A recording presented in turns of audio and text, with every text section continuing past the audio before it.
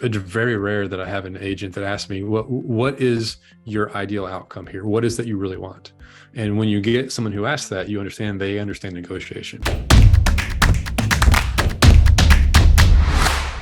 Today, we're going to talk about the art of negotiation with Paul Thompson, who is the founder of My Freedom Foundry and the Next Level Mastermind. Negotiation on a ninja style level. Would you say that'd be accurate? Yes, I would say that I've gotten a lot better at it. Sure. And what's interesting about is I do not have a natural gregarious personality. I do not have the classic sales training or personality. I'm an engineer by personality. I'm an introvert.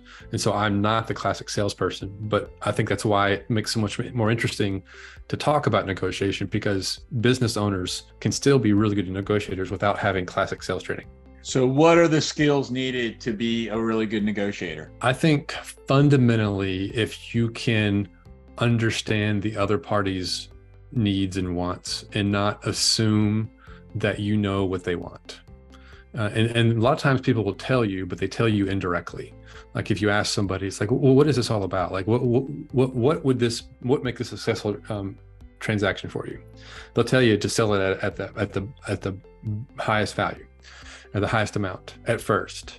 And then you say, well, what would happen if you couldn't sell this at the highest price? What would you do then? And you just kind of ask the question a different way. You have, this is coming from, Chris Voss's, Never Split the Difference. You ask what and how questions, and you understand where they're coming from. And the whole strategy around negotiations in real estate, anyway, probably in most businesses, is you're trying to get on their side of the table and use the market or some external force as the enemy versus you being the enemy. I do a lot of negotiations on behalf of, home buyers and home sellers in residential sales. Sure. And something that I train the real estate agents in the consistent predictable income community for them to do is to first question negotiation is to consider, what is it the other person wants?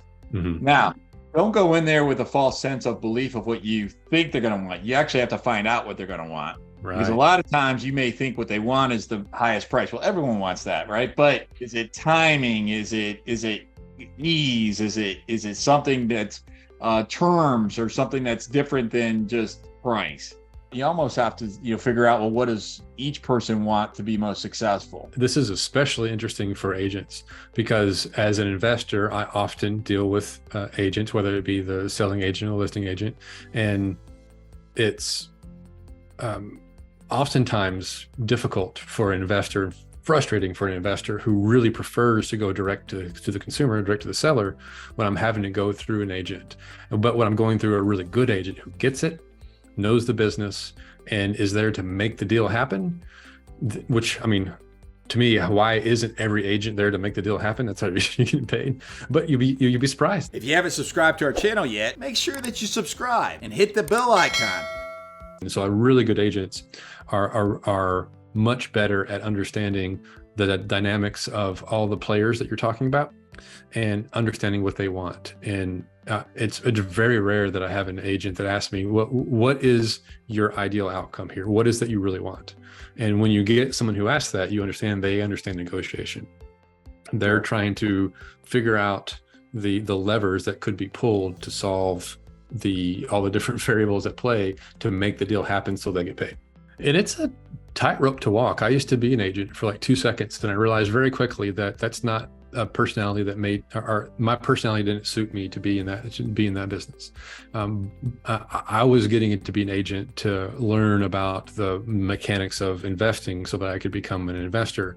Being a real estate agent, I think, is any sort of commission sales where there's a lot of zeros on the transactions, is a really good way to make money quickly and to earn an income, so that you can take that income and then turn it into investments, like save and invest.